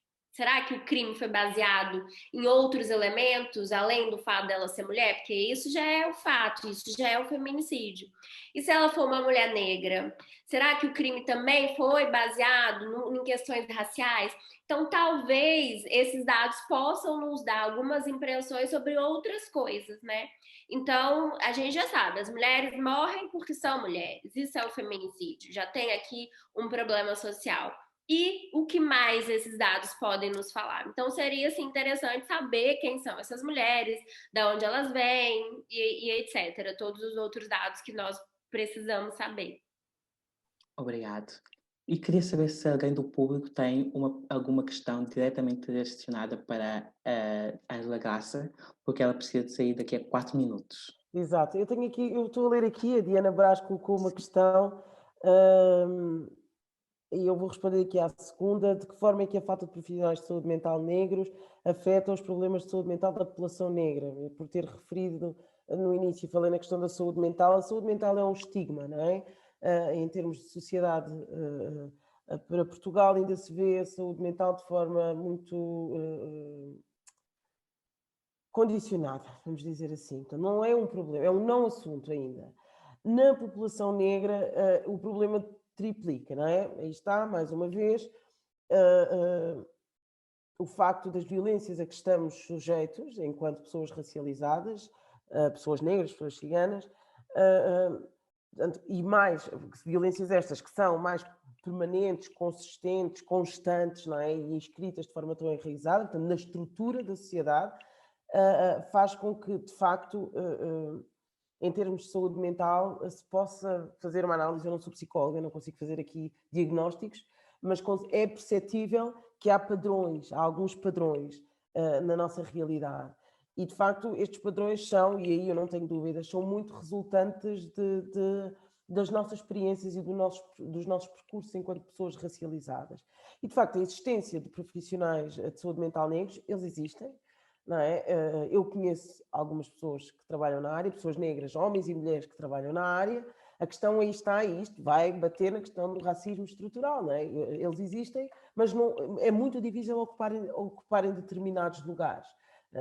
Se acontece, por exemplo, no meu local de trabalho, que é um lugar onde promovemos a ideia de diversidade e etc., determinadas pessoas que vão e não querem ser atendidas por pessoas de pele X ou pessoas que falam o idioma H, vamos imaginar num consultório médico de psicologia, que alguém vai para supostamente abrir o livro e expor ali os seus problemas, deparar-se com um profissional negro ou uma profissional mulher negra, não é? Obviamente que eu não quero este psicólogo, vou virar as costas e vou-me embora. Quero um psicólogo branco. Portanto, os profissionais existem, se calhar não com a visibilidade e não à escala dos profissionais brancos nesta área, mas de facto ainda estão num percurso de conquista de lugar e quase de conquista de confiança, porque o assunto, a temática, a área é sensível e ainda estamos um bocadinho nesta fase, em termos nacionais, de desconstruir a ideia da saúde mental e de trazer a importância da saúde mental. Portanto, acho que respondi a esta questão. Ok. Temos mais outra, da Diana Pimentel, tá, que gostaria de responder. Diana Pimentel, é Diana Braz, ok. De que forma é que se pode introduzir a temática do feminismo negro na agenda do debate público e introduzi-la à população portuguesa? Eu acredito que, bem, ele tem sido introduzido. A ideia e o conceito de feminismo negro interseccional não se falava há 2, 3, 4 anos atrás, era muito pouco falado, e hoje já se tem notado uma maior preocupação em, de facto, perceber que há aqui uma distinção na corrente feminista e, neste caso, esta distinção pressupõe a mulher enquanto sendo pertencente a um grupo racializado, mulher negra, né? E ser mulher, portanto, a um género também ele marginalizado. E, portanto, a introdução desta questão, desta problemática, desta especificidade na agenda política tem vindo a acontecer gradualmente. Já se fala na comunicação social, temos e tivemos em 2019 3 mulheres negras a conquistar assentos na Assembleia da República, portanto, e que elas próprias têm assim escrito a missão e têm-no feito, obviamente, porque é muito simbólico do ponto de vista social e político a ocupação daqueles lugares por aquelas pessoas e, portanto, isto também faz parte da introdução desta questão na agenda e no debate público. A questão da população portuguesa, especialmente a mais velha, os desafios vão sempre andar por aí. A luta é complexa, a resistência e a revolução são complexas e as respostas vão sendo adaptadas face ao tempo em que nos encontramos, face às relações que vamos estabelecendo. O que é certo é, e eu vou dizer isto para me retirar, é que eu costumo dizer que a revolução para nós é ancestral. Nós temos uma formação ancestral em resistir e revolucionar e, portanto, venham os desafios que vierem, não é? As pessoas para trás de nós, e bem para trás, durante várias gerações, foram encontrando formas de responder aos desafios da escravatura, do colonialismo, do neocolonialismo, de sistemas opressores, Jim Crow e apartheid, e, portanto, o negro e a negra no mundo foram aprendendo e adaptando a sua luta e a sua resistência. E, portanto, em Portugal é a mesma coisa, a nossa história foi-nos ensinando a adaptar a nossa luta e a nossa resistência, quer com pessoas mais velhas como com pessoas mais novas. O que é certo é que um caminho tem vindo a ser percorrido e continuará a ser desta ou de outras formas. Muito obrigado. Muito obrigado por ter estado aqui conosco, por ter retirado o meu tempo. Convite. Obrigada a todos os presentes e à Paula. Muito obrigada, Paula. Ouvir-te é sempre ótimo estar com a Ângela, a gente troca bastante figurinha, então estamos em casa. Mesmo, completamente. Obrigada mesmo, é sempre ótimo ouvir a Paula. Espero que tenham aproveitado todos muito bem. E despeço-me porque estou, de facto, já aqui num horário complicado do ponto de vista da gestão familiar. Muito obrigado. Tenho mesmo que sair. Qualquer coisa, outra questão mais específica que queiram colocar a mim diretamente, podem mandar por e-mail, para o e-mail do Imuno, o Imuno está no Facebook, podem visitar a nossa página, gostar e ir seguindo também o que vamos fazendo. Só uma pergunta rápida, tem algumas leituras que gostaria de nos indicar? Eu trouxe porque pensei que eventualmente fossem falar, bom, acho que todos vós de alguma forma já ouviram falar destas obras, mas é o Woman, Race and Class, não é? Da Angela Davis, um livro interessantíssimo para perceber efetivamente aqui a questão da interseção, da questão do feminismo interseccional, o Black Feminism nos anos 70, que trouxe aqui o primeiro mote, o mote de lançamento ao que é hoje o nosso feminismo negro interseccional. As Memórias da Plantação, da Grande Grada Quilomba, um livro fantástico, este aqui está todo marcadinho, é fantástico do ponto de vista da desconstrução, quer para nós negros, como para pessoas brancas, portuguesas brancas. Portanto, ajuda aqui à desconstrução de uma série de pensamentos e formas de estar até.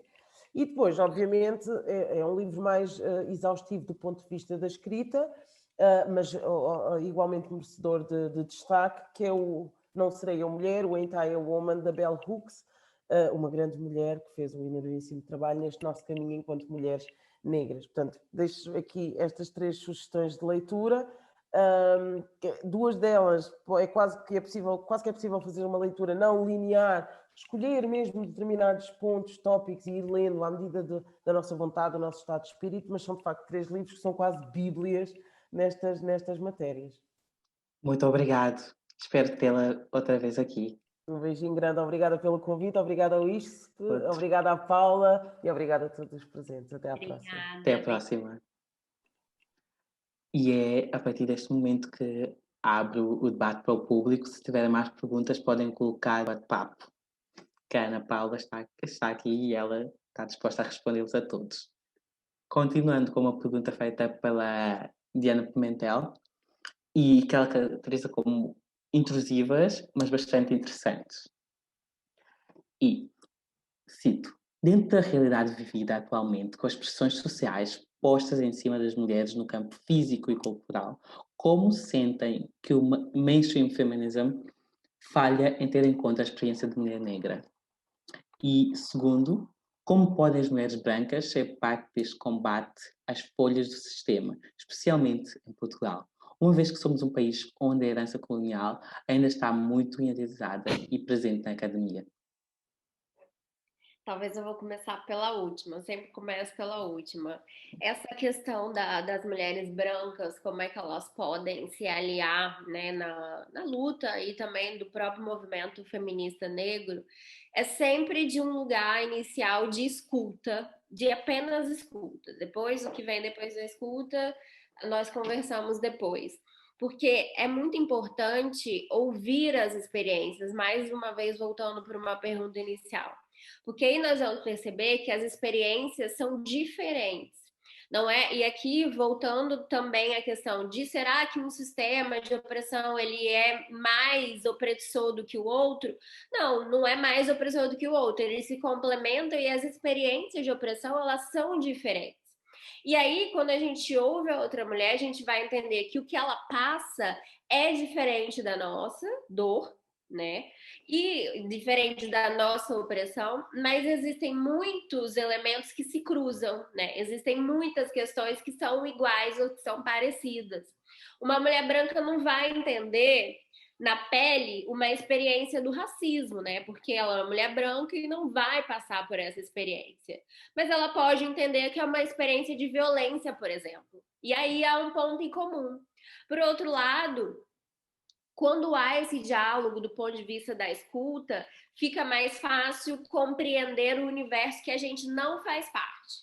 E aí, a escuta, quando eu digo, é uma escuta do ponto de vista sem julgamentos morais, sem tentar comparar dores, sem tentar se colocar numa posição de superioridade, é uma escuta mais no lugar de empatia mesmo, né? De tentar se colocar no lugar do outro, da outra, apesar de eu saber que aquela experiência eu não vou vivenciar e eu não vivenciei.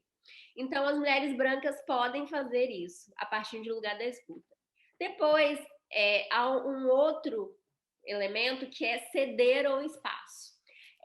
Mais uma vez, a questão da ocupação do espaço social que cada uma de nós e cada um de nós ocupamos na sociedade. A gente sabe que os espaços sociais, todos eles foram feitos para homens, né? Majoritariamente. Os homens que ocupam a política, a economia, o direito, todo o espaço social. E com a luta pela igualdade de gênero, nós fomos transformando esses espaços para cada vez mais incluir a diversidade da nossa sociedade e incluir as mulheres. Só que aí, por conta do racismo, as mulheres que são incluídas nesse espaço são as mulheres brancas.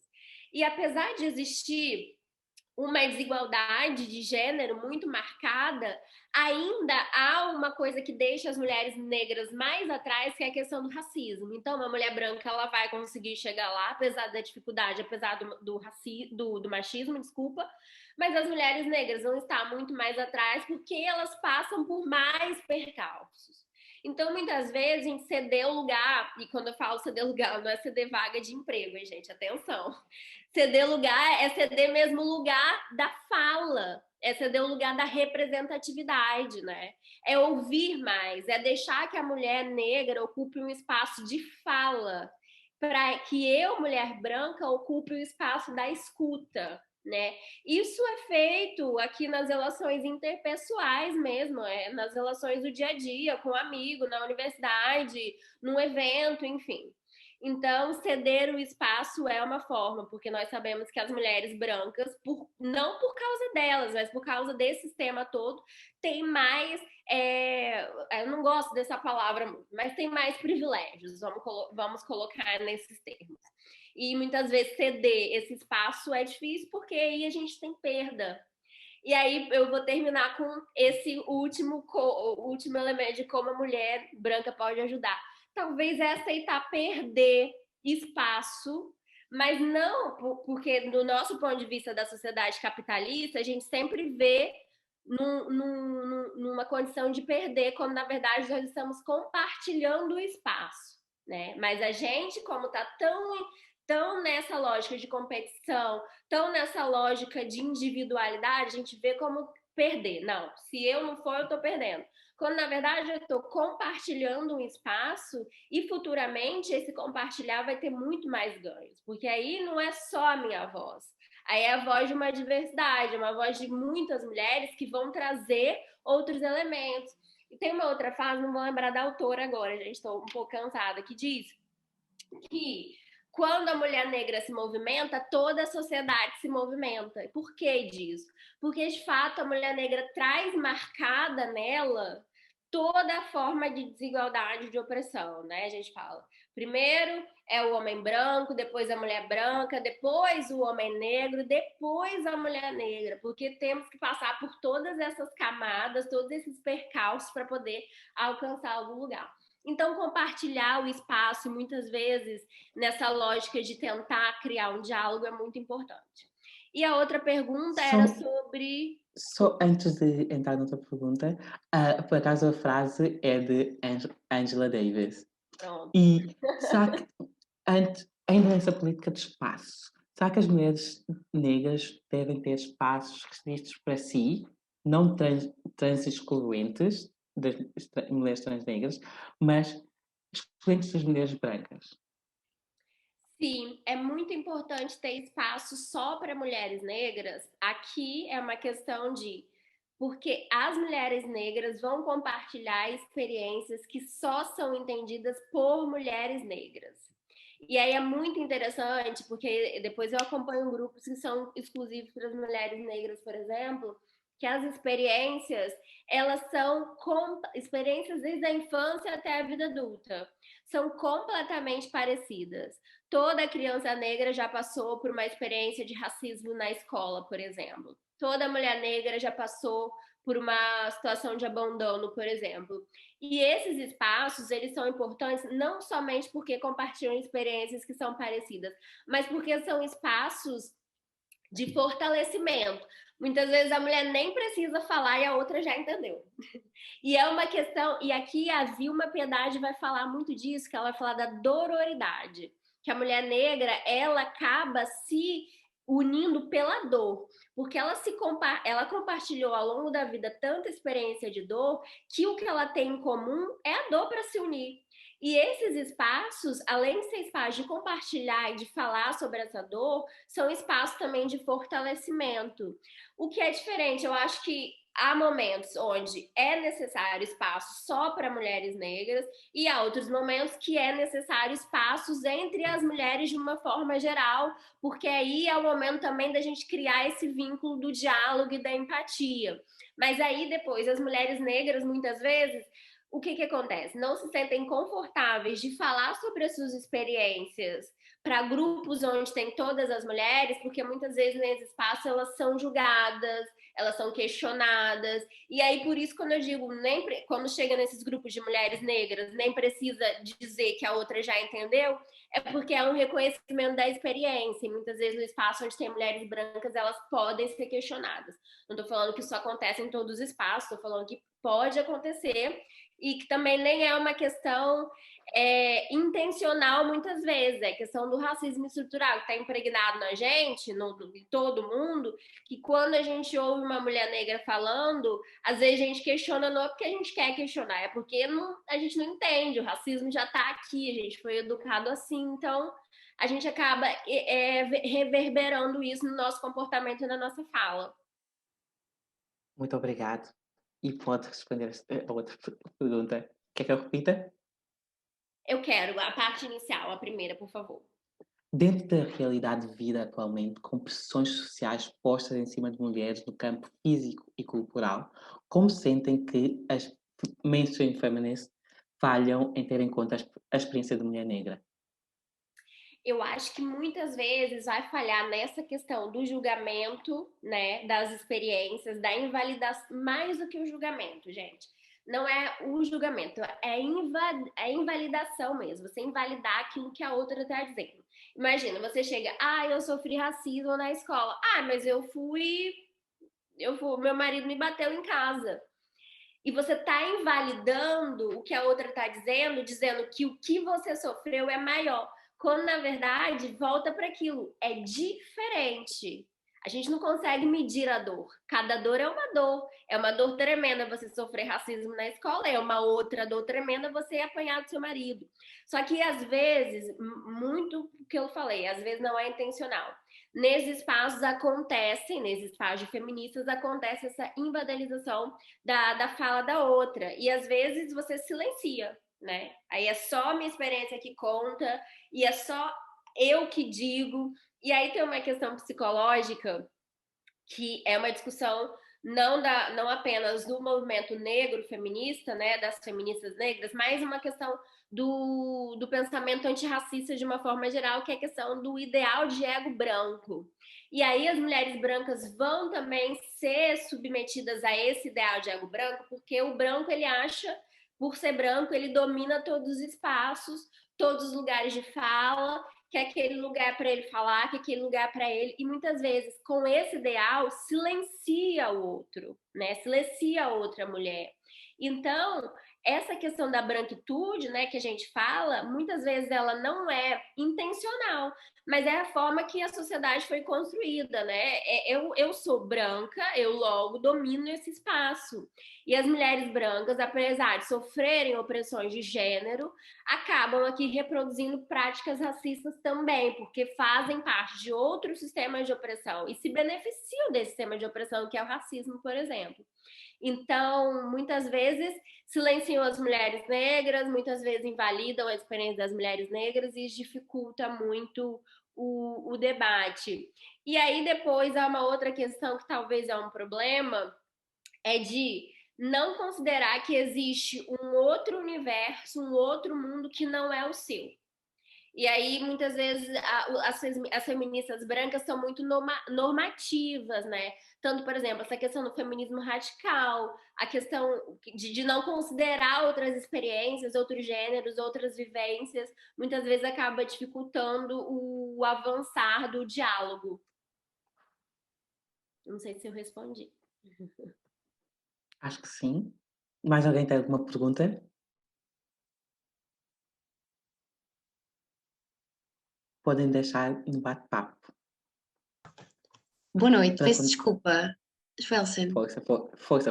Era só para dizer, a questão que eu estava a pôr, essa parte também foi muito bem respondida, obrigada, mas era também na questão corporal, do aspecto físico, em relação ao que, como é que se sente que falhamos a ter em conta a questão da discriminação, muitas vezes da fetichização da mulher negra, normalmente, e da forma como a sociedade encara a questão do cabelo, a questão corporal, dos traços faciais, que muitas vezes hoje em dia cada vez mais as mulheres brancas enchem os lábios e fazem diversas coisas que depois nelas não há discriminação e na mulher negra continua a haver.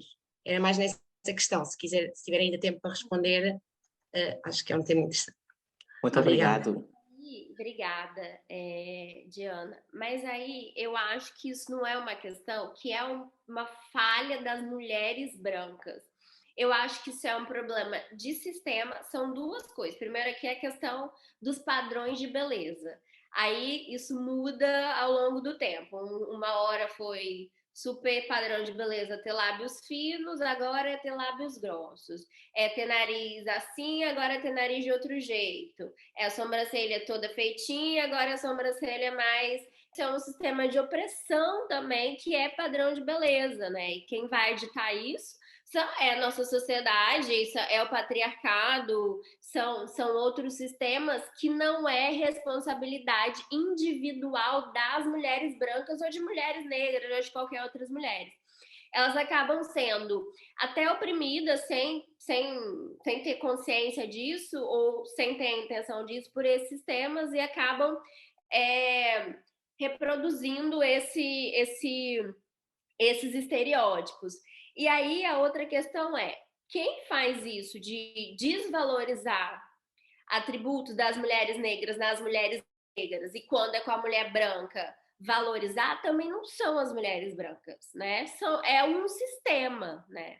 É todo um sistema que diz que, por exemplo, trançar o cabelo é feio na mulher negra, mas é a mulher branca que vai estar na capa de revista com o cabelo trançado, né? E aqui uma outra questão que a Ângela estava falando é como a nossa sociedade encara o belo, é como a nossa sociedade constitui os estereótipos, e aí coloca a mulher negra sempre numa posição de estereótipos e aqui na sociedade portuguesa é tal qual como o Brasil.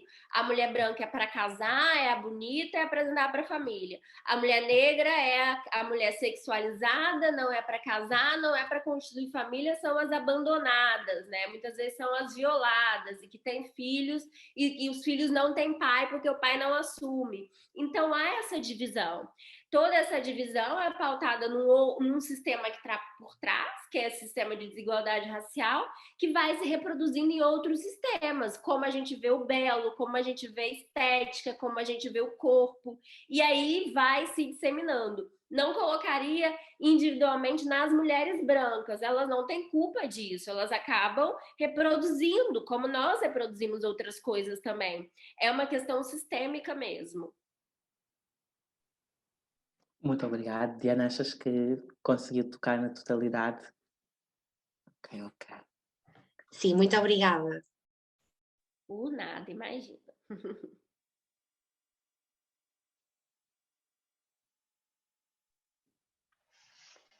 Joelson, tens Será que alguém tem mais alguma pergunta? Já que tocou nisso, pode voltar ao problema que exaltou sobre o liberalismo? E será que, ao tocar no liberalismo, pode tocar no... Como é que o liberalismo transformou os problemas estruturais em problemas pessoais? E como é que muda o discurso? Não para o ataque às estruturas, mas sim, são os indivíduos é que devem ser mudados e são os indivíduos é que têm a capacidade de mudar. Sim. É importante aqui considerar que o liberalismo ele foi um pensamento, um movimento também político muito importante por um contexto específico, né? Senão a gente não acabava com o absolutismo, por exemplo, né? Ele vem de um contexto histórico que teve o seu papel e um papel muito importante naquela altura. Eu vou falar de liberalismo político, tá, gente? Eu não vou falar de liberalismo econômico, que aí são outras vertentes. Mas esse liberalismo político, quando ele foi se desenvolvendo, e aí a gente vai pensar o que pauta, né? O que caracteriza esse liberalismo político, por exemplo? É você colocar o indivíduo, uma pessoa única, Primeiro, como sujeito universal, né? É a régua, um sujeito universal. É um homem, é uma pessoa que não tem gênero, que não tem cor, que não tem cara, ele é o sujeito universal. E tudo que você vai pensar a nível de política, a nível de sociedade, é nesse sujeito universal. Só que aí depois a sociedade não funciona assim, né? As pessoas são pessoas, tem movimentos, tem grupos, a sociedade ela é dinâmica. E aí, quando a gente coloca sujeitos universais, como se todo mundo tivesse a mesma categoria e fosse da mesma forma, a gente exclui uma gama de pessoas, nomeadamente as mulheres, né? E aí as mulheres negras, as mulheres brancas, todas as mulheres, outros grupos na sociedade, porque a gente fala que é o sujeito universal. Só que esse sujeito universal do liberalismo é o homem branco rico da Europa, do norte, não vou falar da Europa, do norte do globo, do ocidente. Porque é para isso que o liberalismo foi pensado, né? Pensando nessa raiz. E aí depois, a questão individualista do liberalismo, que coloca a responsabilidade de tudo, a responsabilidade econômica, política, social, no indivíduo, culpabilizando ele pelas suas próprias escolhas, porque é isso que o liberalismo prega, né? Você é responsável pelas suas escolhas, você é a pessoa individual e você é responsável por si. Isso não é uma questão verdadeira na sociedade, porque os indivíduos eles são diversos, porque nós partimos de contextos sociais diferentes, de lugares na sociedade diferentes, temos gêneros diferentes, temos cores diferentes e somos cobertos por um chapéu de estrutura que vai dizer quem nós somos, né? E aí eu já falei do capitalismo, já falei do racismo e já falei do patriarcado. Talvez se não existisse essa estrutura, o liberalismo funcionava bem, porque nós não éramos condicionados a nenhum espaço. Como a gente vai falar de liberdade de escolha da mulher, por exemplo, no século XV, que era estritamente, ou século XVIII, para a gente colocar ali mais no aflorado liberalismo, século XVIII, as mulheres que eram extremamente subjugadas e colocadas para trabalhar dentro de casa, cuidar dos filhos do marido. Aonde é que está a liberdade de escolha dessa mulher? E um funcionário, ou uma mulher negra, ou um homem negro, que foi condicionado a trabalhar, por exemplo, na plantação, porque na época era assim, né? Era os escravos, os escravizados trabalhavam nas plantações, lavouras, etc. Na plantação, para poder fazer a colheita, para dar para o dono do engenho e vender aquela mercadoria. Aonde está a liberdade de escolha desse indivíduo, por exemplo?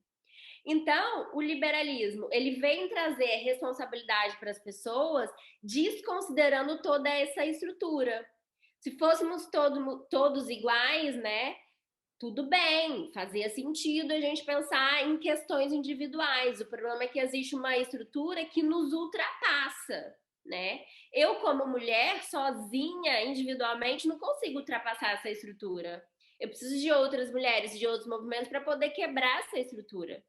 E o liberalismo ele vem colocar a culpa, né, a responsabilização das pessoas um pouco para se livrar de quebrar esse próprio sistema, né, de quebrar não é um sistema aqui, é mais essa lógica, porque são vários sistemas. Ele vem colocar a responsabilidade das pessoas quando deveria pensar em quebrar essa lógica, essa dinâmica de sistema. Só que isso nunca vai acontecer porque não é interessante para o liberalismo quebrar essa lógica, porque senão deixa de existir liberalismo. E se acaba o liberalismo, acaba uma outra lógica de sistema também, que é o sistema capitalista. Por isso que eu falei, está tudo interligado. Então, é uma forma de se sustentar e de se perpetuar, responsabilizar as pessoas. Porque aí eu vou pensar o tempo todo que a culpa é minha, que se eu não conseguir estudar foi porque eu quis, não porque eu era pobre, não porque não tinha comida em casa. Se eu não conseguir ir para uma promoção do meu emprego foi porque eu não sou capaz o suficiente, não era porque eu não tenho filhos e não conseguia conciliar e meu marido não dividia, não compartilhava as tarefas comigo, o Estado não me dava creche, não me dava escola para o meu filho. Então, vem trazendo toda essa responsabilidade para o indivíduo como forma também de se perpetuar. Basicamente é isso, para não alongar muito aqui a nossa resposta. Muito obrigado. Teve mesmo no ponto. Muito obrigado. E antes de acabar, queria só perguntar se tem alguma bibliografia que queira partilhar connosco, livros, filmes, podcast, qualquer coisa. Olha, eu vou deixar aqui no chat sobre esse tema há uns anos, acho que foi 2000, acho que foi ano passado, foi 2020, ou foi 2019.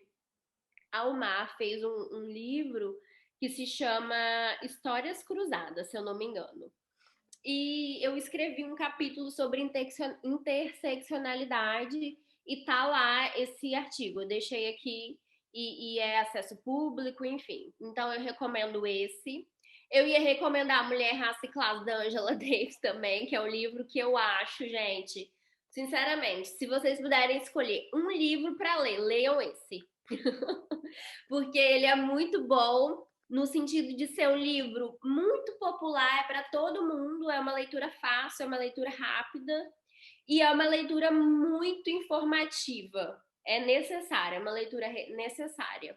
E para finalizar, eu sempre gosto de deixar esse autor, que é o Amartya Sen. Ele é um autor indiano e o nome do livro se chama A Ideia de Justiça. Para o finalzinho, ele vai falar um pouco da igualdade de gênero. Mas é uma teoria de justiça pensada fora do mundo ocidental. Ele é indiano, ele é um economista, ganhou alguns prêmios Nobel da economia. E ele vai pensar a justiça fora dessa lógica, lá está, do liberalismo, né, da teoria do John Rawls, que é um dos pais do liberalismo, que é o que pensou o véu da ignorância. E ele vai pensar nessas lógicas e vai pensar, sobretudo, da igualdade de gênero também. Então, eu deixaria, talvez, esses três, esse que eu deixei aí no chat, Mulher, Raça e Classe, da Angela Davis, e A Ideia de Justiça, da Amartya Sen. Muito obrigado, Ana Paula, pela sua passagem por aqui e espero tê-la em breve. Boa sorte para o seu doutoramento. Estou pronto para ouvir qualquer coisa para ler e ouvir qualquer coisa que tenha a dizer. E muito obrigado aos que estiveram connosco. Foi uma conferência fantástica. Acabamos por aprender muito e acho que é tudo. Eu quero mais uma vez agradecer pelo convite e quero agradecer a audiência. Muito obrigada, sempre muito bom mesmo estar aqui com vocês, gente. Muito obrigada. Um beijinho para todo mundo. Nos próximos tempos deixaremos a gravação desta conferência nos sites do NERI, no YouTube e no Instagram. Por isso fiquem atentos se quiserem visitar. Obrigada a todos. Obrigada, tchau, tchau. Boa noite. Tchau. Boa noite.